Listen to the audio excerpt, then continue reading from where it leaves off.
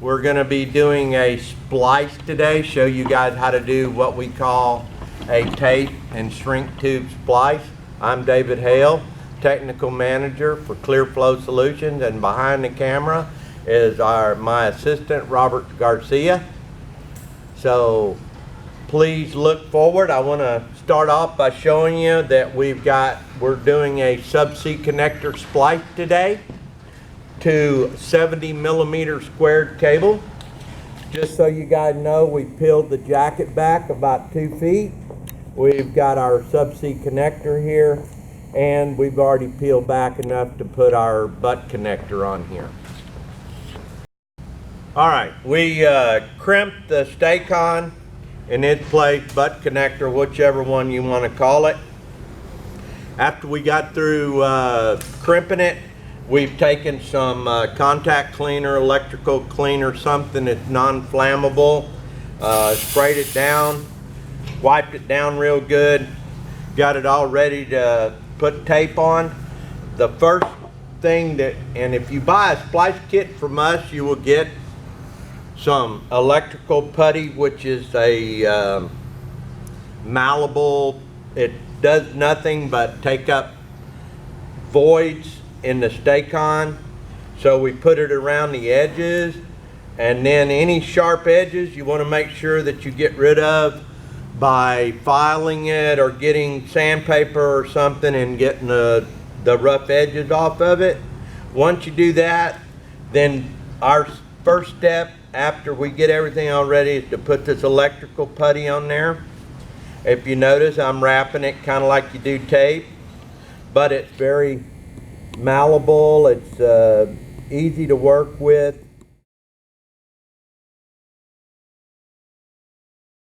Next one that we're going to use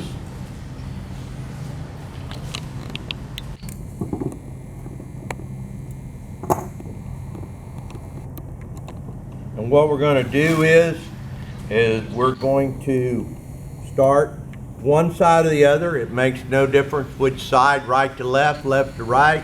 It makes no difference. But we're going to make 3 passes with this. So if the tape breaks, just start a little bit on in a different spot and continue on. But overlap the place. So you want to go about 1 inch to 3/4, and then you want to start back over the top of it. And if you notice, I'm stretching this tape to where it kind of turns a different color. It's kind of a grayish color instead of a blackened color. It's vulcanizing, self-vulcanizing. It's going to stick to itself. And once you get some heat on it, it's also going to stick to itself, but it's going to become like one piece of tape. If you notice, I went about 1 inch on either side. So now what I'm going to do is I'm going to take another piece of Scotch 23. And like I said, I'm going to do three layers. This one is going to be my next layer. Start a little bit before and which way I want to go. So go down a little bit over the top of where you ended, and then start back your next wrap. This is going to be wrap number 2. There's a snake skin that's on this, so make sure you pull enough off of here that you can make your whole splice. If you don't happen to get enough, you can always cut it, go back. I might not have quite enough on this one, so what I'm going to do is I'm going to break it right there, and then I'm going to take a small piece, and like I said, doing this on purpose, I could have easily got enough, but I just want to tell you what you do is you start back here, you go over where it ended, and you continue on just like so. And you go 1 inch past that. So this is wrap number 2. Next one we're going to do is wrap number 3. If you notice, my stay-con is here. I should have 2 inches over here and 2 inches over here, or approximately. Next one is going to be number 3. When we finish this one, this is going to be the last of the 23. The next one after this tape is going to be our 130C. And you know, you can use different brands of tape. I don't know of anything but Scotch. So what we want to do is we're going to start before, and like I said, we're going to overlap by about 1 inch. Then we're going to go back over the top of it.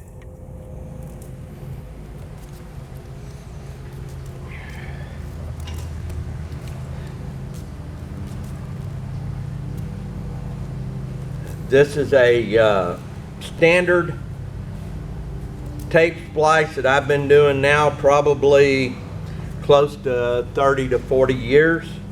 If this is done correct, you don't have any problems with it. Water ingress anywhere in this system, as long as it's done properly. If it's not done properly, then yeah, then you definitely have a problem. So I'm about 1 inch over. If you notice, I should have about 6 inches, and that's about the width of your hand, like so.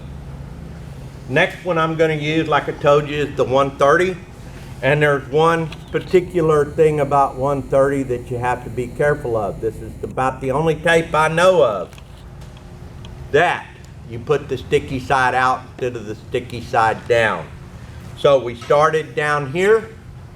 So what we're going to do is, or we finished down here, I'm sorry. And so we're going to start down here with our next first layer of 130. We're going to overlap it just like we did before, about 3/4 to 1 inch, and then go back over the top of this. Stretching this tape. You notice I'm always stretching the tape. You don't want to stretch it too far that you break it, but it's meant to be stretched. It should be stretched. That's what gives it all its properties. If you notice, I'm going over the top and overlapping by 1/4 or so. And here again, when I get to the end down here, because I've got a full roll of tape, I go past it about 1 inch and then start back the other way. So that's number 1. This is number 2 that we're doing now. I know you don't have the luxury out there.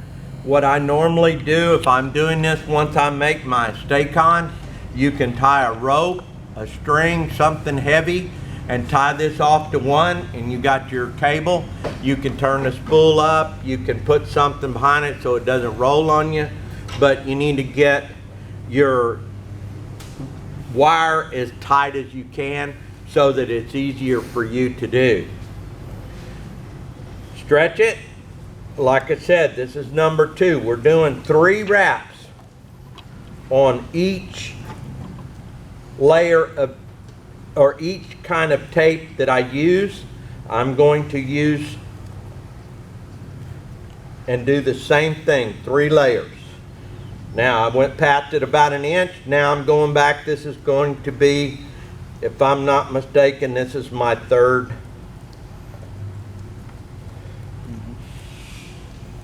layer of Scotch 130.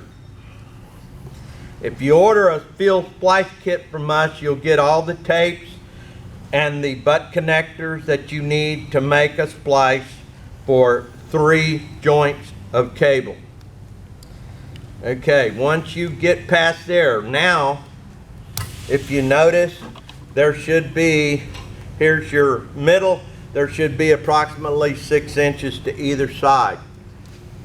Now the next layer is our Scotch 33, or you can use 88, or if there's another brand of tape that you can get, but basically this is just your standard electrical tape. We finished down here. So we're going to start down here again. We're going to overlap it. Here again, you want to stretch this tape. You want to try to keep all the wrinkles out of it. Wrinkles attract water, will trap water. That's something that we really don't want to do, but it would be very difficult for water to get in this first two layers for the simple reason that they are self-vulcanizing, and right now I couldn't get this tape off if I wanted to. So we're going to go with 3 wraps of this the same way as we're going to go 3 times, and then we're going to put a heat barrier so that we can put our shrink tube over the top of it. Now I do want to tell you that the shrink tube is not on there for waterproofing. The shrink tube is only put on this thing, and I will repeat this again. It's only put on the splice so that we can protect, give it a little bit of mechanical protection, so if you guys hit it against something or scrape it or something along that line. So, first layer. Now we're going back over. This should be number 2. And here again we're overlapping. Everything gets overlapped. Try not to leave any gaps in it or any kind of wrinkles if you can help it, and if you do, just pull it off and redo it.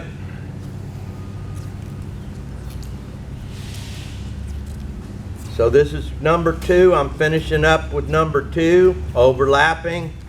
Now I'm going to go back.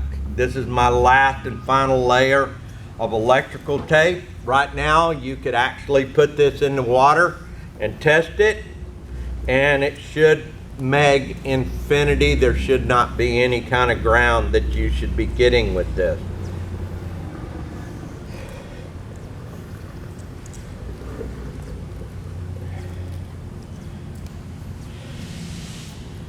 I know I'm going fast. I've been doing this for probably 40 years, so I've had a lot of experience making splices in my lifetime. All right, folks, we're ready to put the heat barrier. This is cambric varnish tape, and all this is, there's no stickum on this. It won't stick either way. So I'm gonna show you what we normally do is we'll tear off a little piece of electrical tape like so and put it on one end like so, and then we'll wrap this. And you're going to do this just like you do all the other tapes. You're going to overlap it. If you notice, here's what I'm doing is I'm overlapping. This one will not be pretty. I guarantee you it will not be pretty, because it doesn't stretch, it doesn't do anything. So what we're trying to do now is create a heat barrier so that when we put our shrink tube on here, we're using a torch, and this heat barrier keeps our torch from melting the electrical tape that's on here.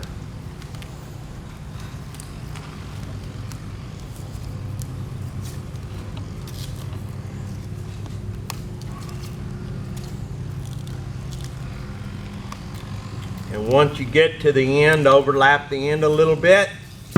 You can hold on to it. It tears fairly easy. Get you a little spot going and just tear it off like so. And here again, take your electrical tape. We don't care if this comes undone once we put the heat on it, because it's going to be covered by the shrink tube. And so just grab it and put a little over it like so. And there you go. That finishes one leg of the splice. We're going to do the same thing with the other 2 legs. I'm not going to bore you with doing those also, but this is how we do our tape splice. If you follow the instructions and do as we instructed, you should have a fail-proof splice without having to wait for a Scotch cast to dry. Thank you for the opportunity to show you this. Thank you for being a customer of ours. And if you have any questions at all, please feel free to give myself, David Hale, a call.